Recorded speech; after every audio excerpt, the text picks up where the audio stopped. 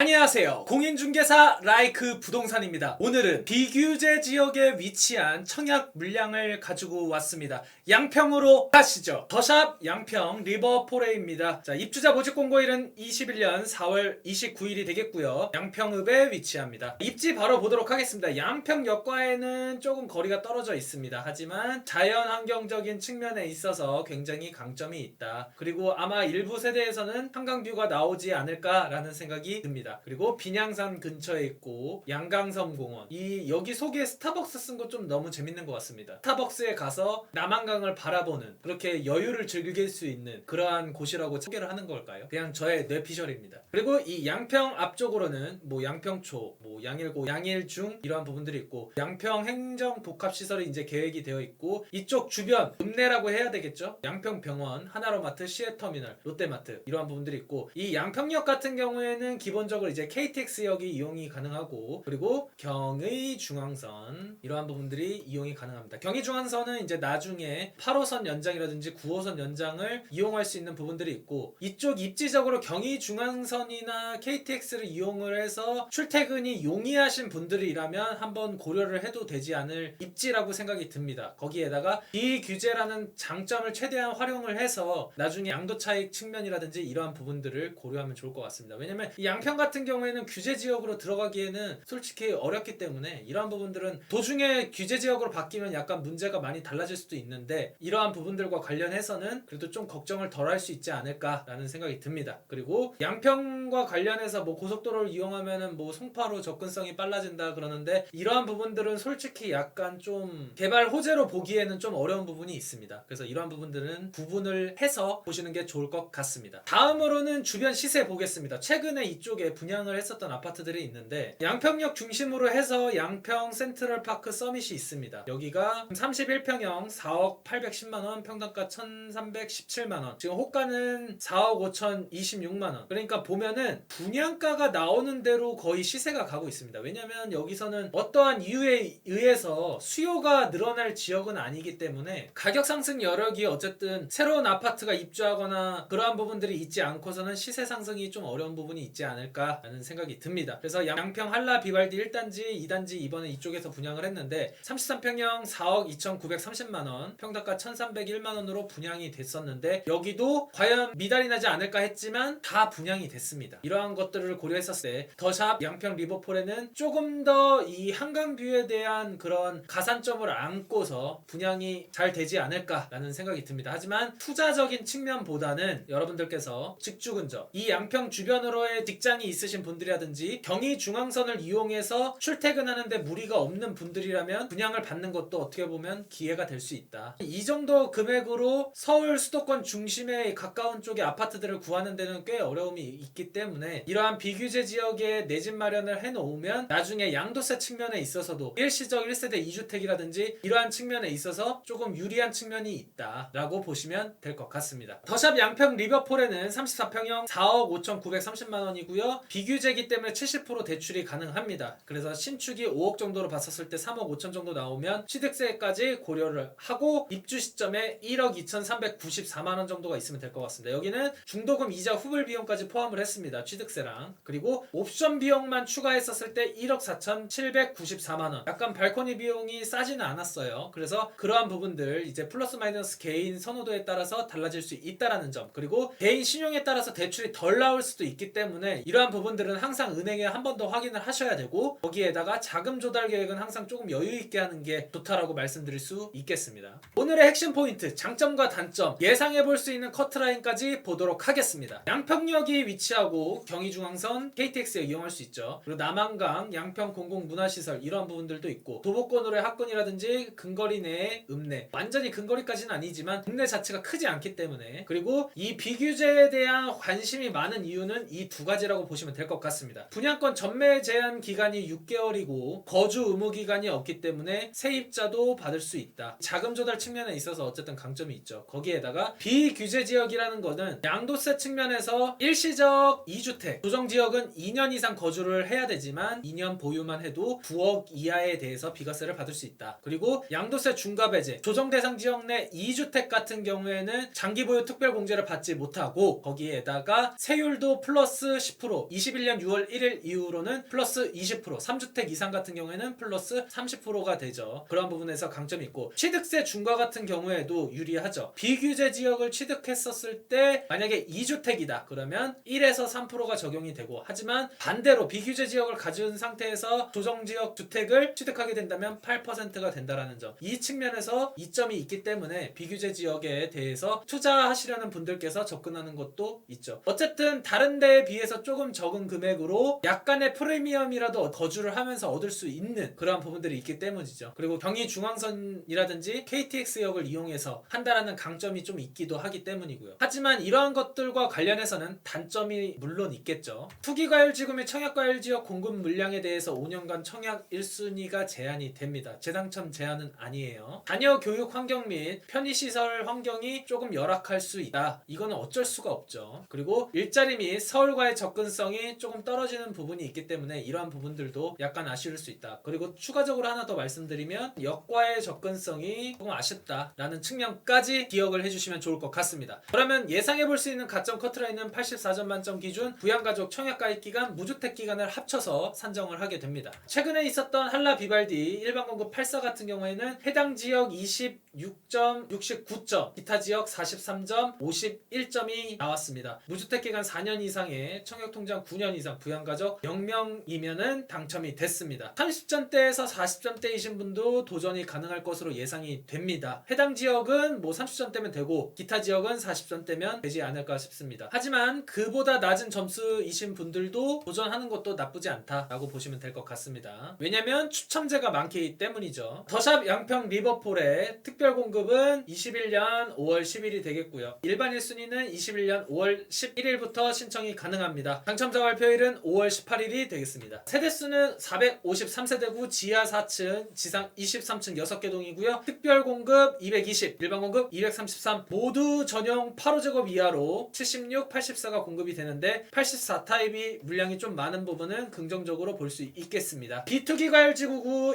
청약 과열지역에서 공급되는 물량인데 일반 공급 시 세대 1이면 신청이 가능하시고 통장 가입 기간은 12개월 이상이면 됩니다. 양평군 거주자를 우선해서 공급하는데 1인 1건 신청이 가능하고, 중요한 것은 기타 지역까지도 갈 수도 있다라고 보시면 될 것 같습니다. 전용 8호제곱 이하는 가점제 40, 추첨제 60이 들어갑니다. 추첨이 많죠. 그 부분 잘 기억하셨으면 좋겠습니다. 특별 공급은 다자녀 신혼부부, 노부모 부양 생애 최초 있고요. 여기서 중요한 거는 노부모 부양만 세대주가 필요하다는 점, 그리고 소득 요건은 생애 최초와 신혼부부만 보시면 된다라는 점 알려드리도록 하겠습니다. 소득 기준은 아래 표를 제가 남겨드리겠습니다. 소득 기준 이런 거 보시면서 세전 기준으로 체크하셨으면 좋겠습니다. 오늘 여러분들께 비규제 지역의 청약 물량 알려드렸습니다. 이 부분과 관련해서 궁금해하시는 부분이 많았습니다. 양평에 있는 물량 알려주실 수 있냐? 왜냐면은 투자자 입장에서는 어쨌든 주택수가 많이 포함이 되는 것들은 부담이 될 수 있고 세금적인 측면에 있어서도 부담이 많이 될 수 있기 때문이죠. 양도세나 종부세나 이런 것들 말이죠. 그렇기 때문에 그러한 부분들 장점을 이용을 했었을 때 강점이 있다. 하지만 단순히 투자를 했었을 때 세금은 절세할 수 있지만 시세 차익은 많이 얻지 못하는 상황이 발생될 수도 있다라는 점 기억을 하시고선 접근하셨으면 좋겠습니다. 오늘 내용을 보시고 궁금한 사항은 댓글 남겨주시고요. 나가시기 전에 구독과 좋아요, 알림 설정 부탁해요.